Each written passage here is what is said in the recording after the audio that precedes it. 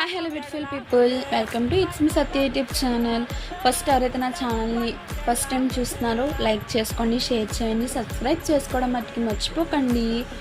First నేను ఇవాళ వచ్చేసి ఎటువంటి ఫ్రాక్ని డిజైన్ చేస్తున్నాను, ఏంటి, ఎన్ని మీటర్స్ తీసుకోవాలి, ఏ శారీకి ఎటువంటి లైనింగ్ యూజ్ చేయాలి అన్నది మీకు పార్ట్ వైజ్గా వీడియోస్ వస్తాయండి.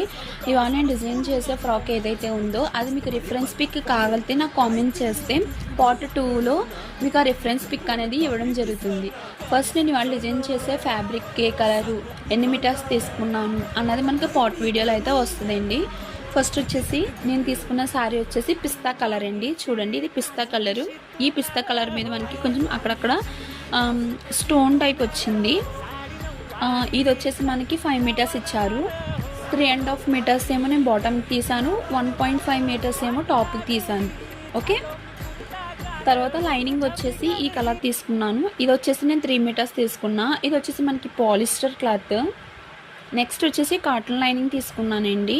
ఇది వచ్చేసి మనకి 1 మీటర్ అయితే సరిపోతుంది. లేదు మాకు ఎటువంటి జాయింట్స్ వద్దు అన్న వాళ్ళు ఎవరైతే ఉంటారో వాళ్ళకి వచ్చేసి